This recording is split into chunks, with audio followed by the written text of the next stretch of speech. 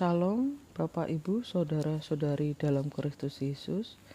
Pada kesempatan hari ini, di ibadah FK minggu ini, kita akan memberikan tema, kita menyerahkan beban hidup kita kemana.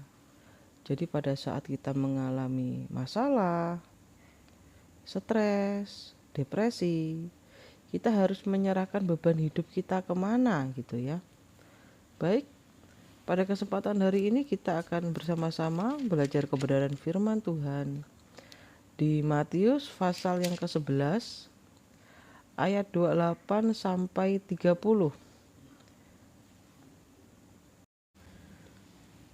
Baik, kita akan membaca Alkitab kita. Ayat yang ke-28. Marilah kepadaku semua yang letih, lesu dan beban berat. Jadi di sini Tuhan Yesus memberikan instruksi atau perintah bahwa semua orang yang letih, lesu dan beban berat disuruh datang kepada Tuhan. Jadi di sini itu saat kita menghadapi pergumulan masalah hidup, dosa kita datang kepada Tuhan, berdoa kepada Tuhan. Berdoa itu seperti kita ngobrol sama teman kita gitu loh. Jadi kita itu ngomong sama Tuhan. Contohnya saya, Tuhan, ini pelayanan saya bagaimana ya Tuhan ya. Kendalanya ini. Seperti video saya di minggu yang lalu, saya benar-benar sangat butuh dana untuk kelangsungan biaya operasional pelayanan saya. Saya bergumul kepada Tuhan. Saya memohon kepada Tuhan. Saya butuh koto, maksud saya butuh wifi, butuh untuk bisa mendapatkan CapCut Pro untuk editing. Terus saya kalau misalnya mau undang pengkhotbah saya juga butuh dana gitu kan. Saya bergumul, saya berdoa sama Tuhan. Jadi di sini tuh segala pergumulan kita tuh kita bawa kepada Tuhan, termasuk sakit penyakit yang sedang saya alami, proses pemulihan juga gitu kan. Tapi di sini sih saya mau menjelaskan bahwa pergumulan itu ada banyak-banyak macam ya saudara-saudari. Ya, kurang lebih ada 3 lah ya, saya ringkas saja. Yang pertama, pergumulan karena ulah kita sendiri, karena kesalahan kita sendiri, karena dosa kita sendiri. Sudah tahu hal yang kita perbuat itu dosa, masih kita lakukan, ujung-ujungnya kita mendapatkan satu masalah gitu kan. Seperti contohnya saya, sudah tahu kepahitan, benci, itu tuh dosa, tapi saya dulu masih melakukannya. Jadi endingnya saya mendapatkan penyakit hati ya. Penyakit hati itu bisa seperti asam lambung, hipertensi, dan kawan-kawan yang lain. Karena kan asam lambung itu mainnya kepikirannya. Ada beberapa dokter yang pernah saya konsultasi, dia bilang ya asam lambung itu pikiran. Tapi saya pernah, suatu hari saya itu fokus kepada Tuhan. Jadi saya udah gak terlalu mikirin asam lambung saya gitu kan. Ya saya tetap minum obat, makan teratur, gaya hidup, pola hidup saya, stres juga dikelola, jangan stres gitu kan. Jadi itu karena kesalahan kita sendiri, pergumulan atau masalah yang kita undang dia datang sendiri gitu ya. Jadi itu namanya kesalahan kita sendiri ya. Dan yang kedua, karena lingkungan. Karena lingkungan. Jadi masalah yang diakibatkan karena lingkungan. Saya mohon maaf sekali ya saudara-saudari, mohon maaf sekali. Ini saya tidak mengajak, cuman ini cerita saya, kesaksian saya. Jadi saya itu kan menikah. Saya menikah beberapa tahun yang lalu. Jadi saya sama suami saya ini memang pendapatnya itu sering tidak sinkron atau tidak sama. Dan juga saya sama suami saya suka berdebat gitu kan. Sama-sama dari latar belakang keluarga yang keras gitu kan. Yang keras gitulah ya, tahulah ya intinya ya. Jadi saya sama suami saya ini suka berdebat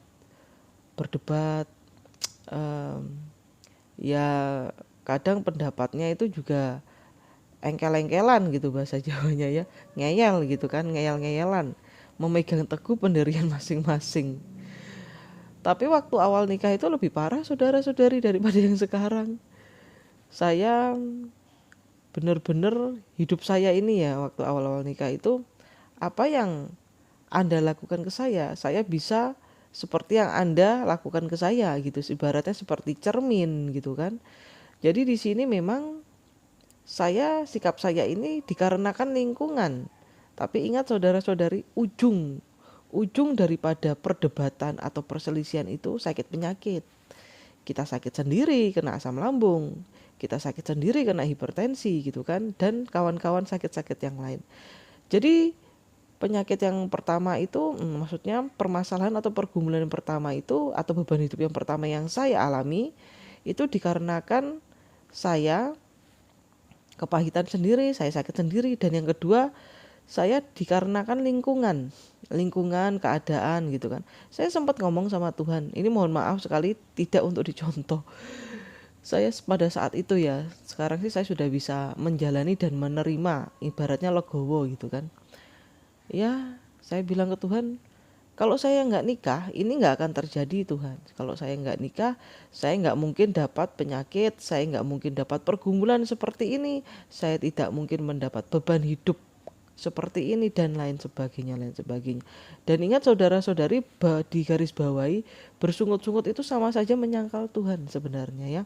Karena pernah suatu hari saya itu merenungkan persungutan saya, tiba-tiba Roh Kudus tegur saya.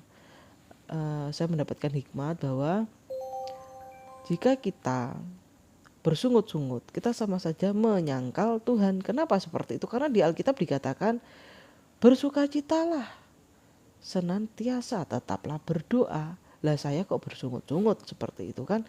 Itu jadinya kita menyangkal kebenaran firman Tuhan, ya kan? Tuhan suruhnya kita bersukacita menghadapi segala masalah.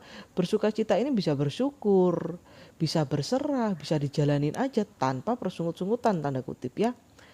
Jadi karena lingkungan saya membuat saya depresi, stres, jadi saya seperti itu saudara-saudari. Dan saya juga tinggal dengan mertua, jadi saudara-saudari bisa membayangkan, yang tadinya saya tinggal sama orang tua peraturannya bagaimana, tinggal sama mertua, tinggal sama suami yang peraturannya berbeda. Makanya saya tekankan di sini bagi saudara-saudari yang mau menikah, lebih baik saudara-saudari tidak tinggal dengan mertua yang laki-laki ataupun mertua yang perempuan. Kalau memang keadaan ekonomi, seperti kasus saya, keadaan ekonominya kurang memadai, ya mau nggak mau harus diterima gitu ya saudara-saudari ya. Cuman kalau saudara-saudari mengalami pergumulan, perselisihan terhadap suami atau mertua, ya saya sarankan saudara-saudari bisa terima, saudara-saudari ikhlas, saudara-saudari berdoa kepada Tuhan, minta pertolongan kepada Tuhan bagaimana yang harus dilakukan, dan minta kekuatan kepada Tuhan Yesus. Karena kalau tidak, saudara-saudari bisa mendapatkan penyakit asam lambung kah, hipertensi kah, dan penyakit-penyakit yang lain yang timbulnya dari perasaan kita, dari hati kita. Nah, jadi seperti itu ya saudara-saudari. Kembali lagi bahwa beban hidup, masalah hidup bisa dari diri kita sendiri, yang kedua dari lingkungan kita, dan yang ketiga ini memang agak mengerikan ya saudara-saudari ya, dari kuasa gelap. Ini sekedar kesaksian saja ya. Jadi sebelum saya menikah itu memang soal-soal kuasa gelap itu ya, almarhum ayah saya itu juga pernah melakukan suatu dosa yang sangat fatal. Jadi ada unsur pihak orang lain itu ibaratnya menyantet gitu kan, menyantet. Tetapi tidak semengerikan pada saat saya menikah dengan suami saya. Jadi sempatlah ada kuasa gelap gitu kan, ibaratnya santet penyantet gitu kan. Ya ujung-ujungnya kalau kita buka celah, jadi gini ya saudara-saudari, orang Kristen orang yang percaya Yesus itu akan bisa kena santet jika dia buka celah. Buka celahnya bagaimana? Dia gampang kepahitan, dia tidak bisa menerima kenyataan, dia tidak bisa bersyukur, tidak bisa berdoa, tidak bisa doa penyembahan, tidak menjalankan kebenaran firman Tuhan, dan lain-lain ya. Jadi ini cuman saya persingkat aja, bahwa orang Kristen itu sangat gampang kena santet jika dia buka celah. Buka celah di sini adalah dia tidak bersandar penuh pada Tuhan. Dia tidak menjalankan kebenaran firman Tuhan. Dan dia tidak memiliki hati yang takut akan Tuhan. Jadi bisa kena santet. Jadi dulu saya juga kena serang pada saat saya menikah juga. Sebelum saya menikah, saya pernah kayak dikirimin bola merah ke arah genteng gitu ya pada saat saya sedang tidur antara sadar tidak sadar sebelum hari pernikahan. Jadi kan sebelum hari pernikahan itu saya sempat nginep di tempat karena mau menikah kan saya nginep di tempat suami saya yang sebelumnya belum menikah, dan bersama keluarga saya tidurnya bersama keluarga saya kan ibaratnya berapa hari mau menikah. Jadi saya nginap, kebetulan saya dan suami saya itu beda kota ya saudara-saudari, beda provinsi ya. Nah setelah itu saya nginapnya bersama orang tua saya, adik saya gitu kan, tidur bersama mereka. Pada saat tidur saya tuh mendapatkan penglihatan ada bola api nyerang ke arah atap kamar saya, tapi setelah itu pecah. Nah itu ada yang mengganjal gitu ya, cuman saya pikir udahlah. Nah pada saat hari pernikahan itu, pada saat mau mengucap janji pernikahan itu, saya diserang penyakit batuk pilek yang sangat parah menurut saya. Karena waktu saya mau janji pernikahan itu memang batuknya itu nggak berhenti gitu kan, karena kan di gereja itu kan AC ya waktu pemberkatan nikah. Ya jadi di situ saya mendapatkan banyak serangan-serangan. Jadi disclaimer dulu kalau suami saya ini memang sebelum dia bertobat dia adalah suka ya dengan barang-barang ilmu-ilmu hitam seperti itu ya saudara-saudari ya. Katanya sih untuk pegangan diri atau untuk menjaga diri dia gitu kan. Jadi saudara-saudari, di sini saya melihat kuasa Tuhan itu benar-benar dahsyat anak-anak Tuhan. Tapi sangat disayangkan saya itu orangnya gampang kepahitan gitu ya. Saya orangnya gampang kepahitan, gampang kecewa. Jadi saya ya kena. Jadi santet yang saya terima ini ya saya tidak begitu mengerti dengan jelas, tapi yang pastinya di dalam suami saya itu kata dia ya dari pihak keluarga dia, entah keluarga almarhum bapaknya atau gimana ya, katanya masih belajar ilmu perdukunan. Bukan belajar ya, maksudnya memegang gitulah ya. Jadi di sini bahwa saya melihat bahwa saya buka celah, saya diserang, dan diserangnya bukan serangan ringan ya saudara-saudari ya. Itu dapat membuat sampai operasi, yang saya pernah cerita saya pernah operasi atau gini-gini. Jadi di sini saya benar-benar mengalami 3 pergumulan beban hidup. Yang pertama dari diri sendiri, yang kedua dari lingkungan, yang tiga dari kuasa gelap. Ya saya sudah merasakan sakit luar biasa sampai di meja operasi. Jadi di sini saya mengatasinya bagaimana solusinya? Kita kan butuhnya solusi ya. Ya saya berserah pada Tuhan. Saya bersekutu pada Tuhan, saya bertobat pada Tuhan, saya minta ampun pada Tuhan. Jadi di sini ayat ini saya menjalaninya ya saudara-saudari ya. Ayat yang ke-28 dikatakan, marilah kepadaku semua yang letih lesu dan beban berat, saya datang kepada Tuhan. Terus bagaimana Pastor Elizabeth? Pemulihannya bagaimana? Apakah mujizat terjadi? Semua penyakit hilang, semuanya dipulihkan 100%? Ya di sini saya bertobat kembali pada Tuhan untuk tidak kepahitan, untuk menerima semuanya. Dan pemulihan terjadi, tapi tidak langsung hilang tuing gitu enggak ya. Pemulihan, jadi bertahap. Tapi kalau bertahap ini kita jadi lebih mengandalkan Tuhan dan lebih rendah hati bahwa tanpa Tuhan kita tidak bisa. Tanpa Tuhan Pastor Elizabeth tidak bisa. Bahkan saya bisa berkhotbah di sini karena saya bersyukur pada Tuhan. Saya bersalah pada Tuhan, begitu ya saudara-saudari ya. Dan saya juga sempat mengalami suatu masalah di rahim saya waktu awal-awal nikah itu, sesudah nikah itu saya mengalami penyakit dan hampir tidak bisa punya anak.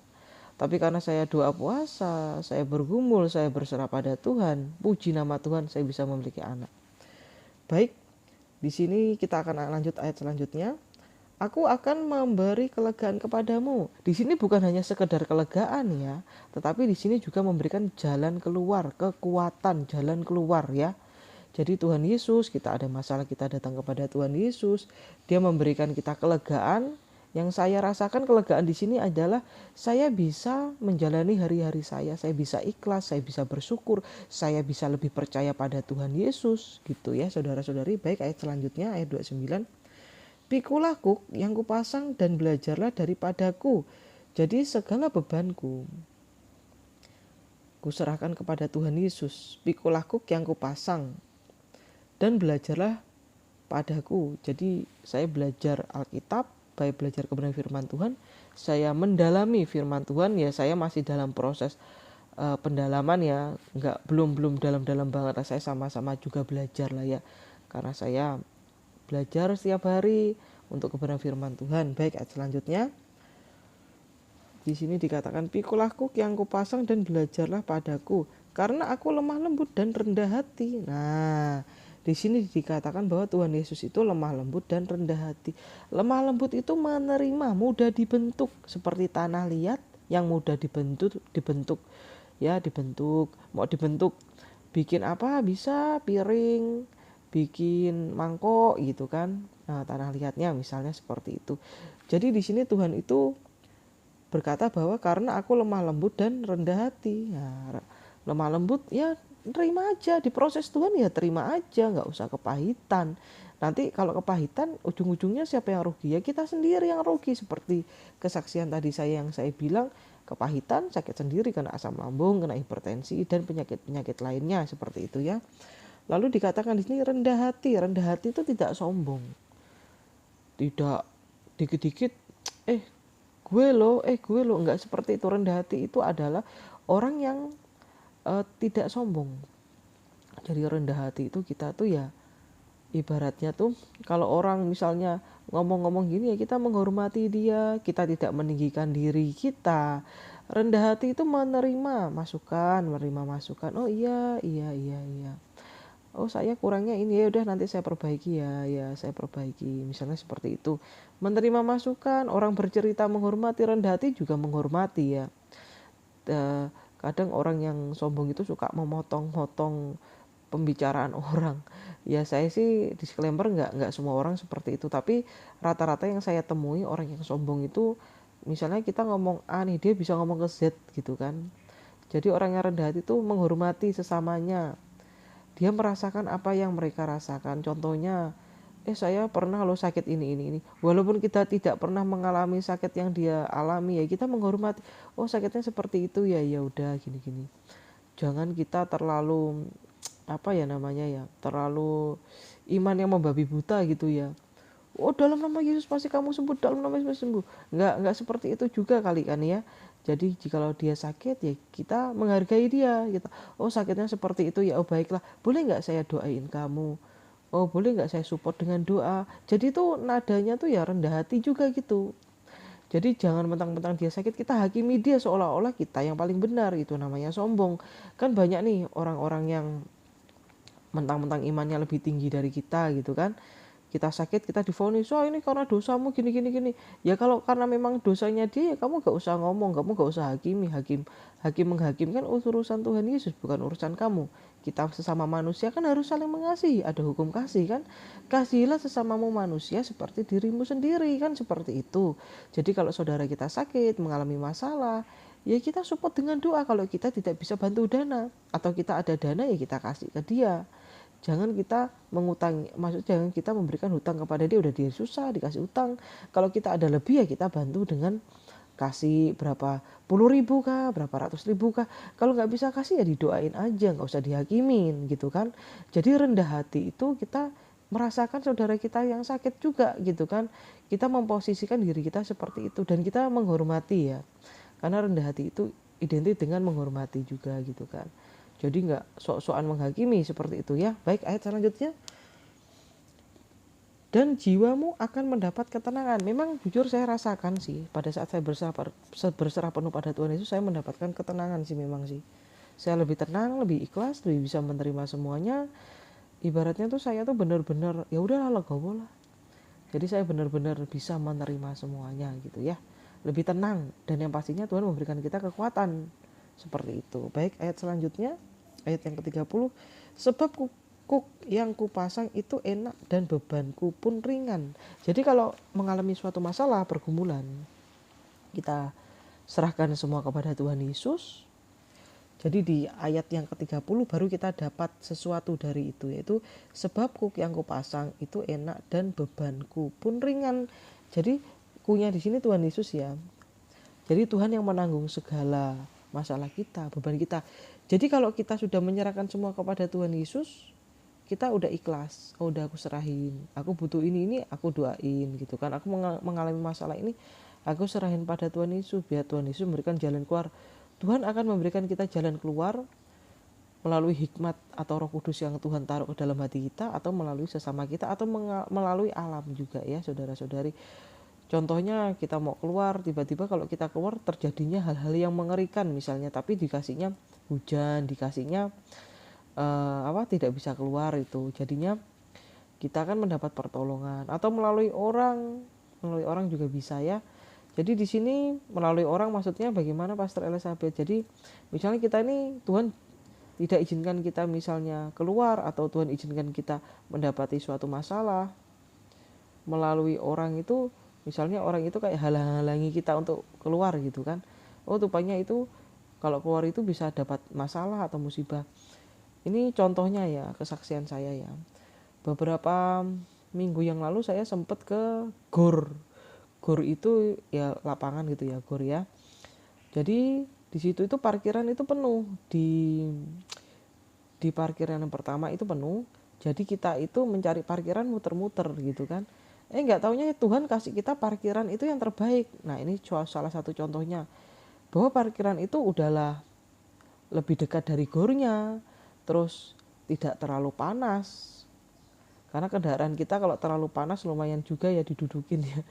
Nah, jadi Tuhan itu memberikan kita itu suatu rencana, seolah-olah nih rencana yang waktu kita jalan ini rencananya jelek, padahal Tuhan kasih rencana yang terbaik seperti itu. Jadi kita tuh kalau mendapatkan suatu masalah itu jangan langsung vonis nih, aduh Tuhan kok kayak gini ya, bersungut-sungut. Jangan. Ingat ya, bersungut-sungut sama dengan menyangkal Tuhan gitu kan. Tidak bersyukur itu berdosa saudara-saudari ya. Jadi kita harus bertobat, lebih bersyukur lagi. Walaupun masalahnya susah, Alkitab sendiri lah yang mengatakannya. Jadi kita harus lebih bersyukur, bersukacita, berdoa ya. Jadi saya tidak akan habis-habisnya atau jenuh-jenuhnya selalu mengingatkan. Kita menerima Tuhan Yesus sebagai Tuhan dan Juru Selamat, kita melakukan hukum kasih, kita merenungkan kebenaran firman Tuhan dan juga melakukannya, maka kita akan beroleh upah yang Tuhan telah janjikan, yaitu ketenangan, keselamatan, dan lain sebagainya. Jadi di sini di ibadah FK minggu ini kita benar-benar menyerahkan seluruh hidup kita kepada Tuhan. Jadi apakah penyerahan hidup itu cuma hari Minggu saja? Tidak. Tapi setiap hari, setiap detik, setiap nafas kita serahkan semuanya kepada Tuhan Yesus. Dalam suka duka, sakit sehat, semuanya kita serahkan kepada Tuhan Yesus. Saya tahu saudara-saudari di sini juga pasti juga ada pergumulan hidup. Jadi cara mengatasi pergumulan hidup bagaimana ya? Mendekat kepada Tuhan yang telah saya ceritakan tadi. Mendekat kepada Tuhan. Seperti saya dan suami saya juga sampai sekarang ini juga masih kadang juga berselisih paham, beda pendapat.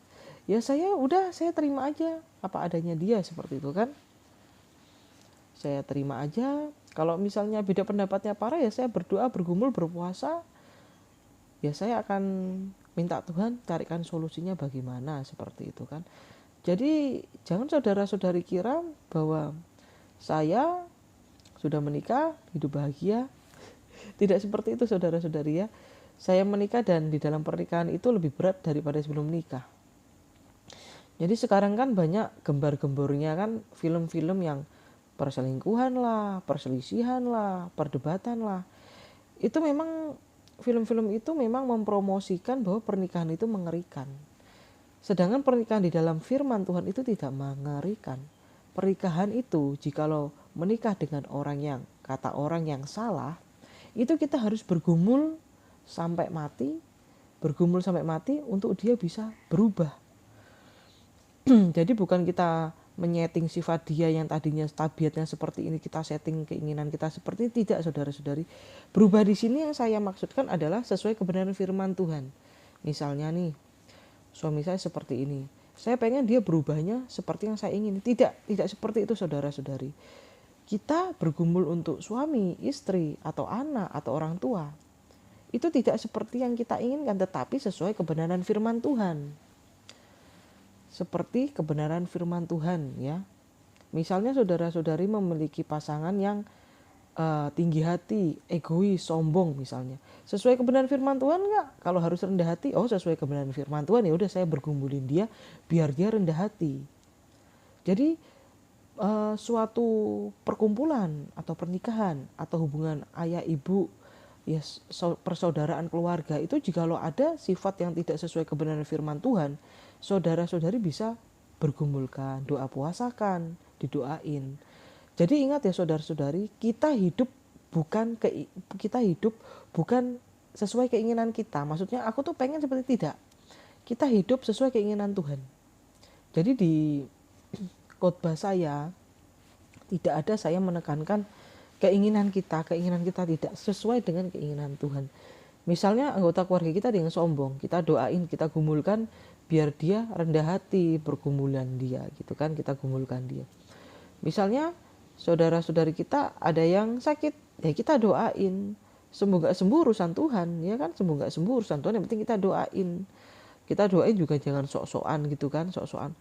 Kamu percaya Tuhan Yesus pasti kamu percaya Tuhan Yesus pasti kamu sembuh gini-gini. Gak seperti itu juga saudara-saudari. Karena firman Tuhan juga pernah mengatakan bahwa sakit kita untuk kemuliaan Tuhan. Saya pernah mendengar kesaksian pendeta yang cukup ternama, tapi saya agak lupa ya namanya ya. Dia meninggal sampai dia masih sakit belum sembuh. Tapi di sini saya bukan melihat sakitnya nggak sembuhnya walaupun dia hamba Tuhan. Saya di sini melihat imannya dia kepada Tuhan. Seperti Tuhan Yesus mati di atas kayu salib untuk menebus dosa kita. Kenapa dia nggak menebus dosa kita dengan cara yang enak? Kenapa harus mati di atas kayu salib? Itu namanya proses, saudara-saudari. Jadi seperti itu juga hidup kita. Jika kita sudah bergumul dengan penyakit kita bergumul dengan masalah kita sampai mati, belum ada perubahan, itu bukannya masalah belum atau tidak ya saudara-saudari. Itu untuk hormat kemuliaan Tuhan. Jadi di situ saya melihat pendeta itu meninggal dalam kondisi masih sakit, tapi dia masih bisa mengucapkan firman Tuhan.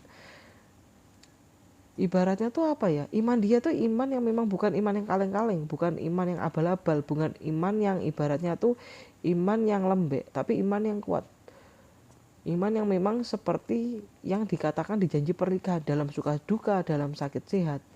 Jadi iman dia tuh kuat banget. Dan di situ saya lihat, wah ini iman yang keren banget ini pendeta bukan pendeta biasa, ini pendeta nih hamba Tuhan yang memang benar-benar hamba Tuhan yang murni. Kalau Anda, saudara-saudari, mendapatkan kesembuhan atau tidak, ya tetap percaya pada Tuhan Yesus. Ya saudara-saudari ya. Baik, saudara-saudari, demikian firman Tuhan yang saya sampaikan pada hari ini. Biarlah kebenaran firman Tuhan dapat tertanam, berakar, bertumbuh, dan berbuah lebat, dan saudara-saudari lakukan semua kebenaran firman Tuhan, karena firman Tuhan ini adalah bekal hidup kita yang menguatkan kita. Baik, kita akan berdoa. Bapa di dalam kerajaan surga, kami mengucapkan puji syukur Tuhan Yesus atas firman Tuhan yang telah Tuhan bukakan pada hari ini. Biarlah kami dengan kerendahan hati kami terima kebenaran firman Tuhan untuk dapat mengubah hidup kami dan menguatkan hidup kami dan menjadi bekal kehidupan kami. Tuhan Yesus, hamba-Mu juga berdoa untuk yang sedang mendengarkan, sedang mengalami suatu pergumulan masalah, beban hidup yang sangat berat. Tuhan Yesus tolong, Tuhan Yesus berikan jalan keluar. Dan untuk orang yang sedang sakit, Tuhan Yesus bisa memberikan pertolongan, kesembuhan, dan juga kekuatan. Jikalau mereka masih dalam pemulihan atau belum sembuh, Tuhan Yesus memberikan kekuatan agar iman mereka tidak goyah. Dan mereka betul-betul mencari Tuhan Yesus dengan hati yang murni, bukan dengan sesuatu keinginan daging mereka, tetapi dengan ketulusan hati mereka. Dan untuk orang yang sedang mencari pekerjaan, Tuhan berikan pekerjaan, memberikan jalan keluar untuk pekerjaan dan hikmat mereka harus bekerja apa. Dan juga untuk orang yang mengalami dalam lingkungan keluarga yang toksik, Tuhan Yesus memberikan jalan keluar. Dan juga untuk orang yang sedang imannya sedang lemah, Tuhan kuatkan.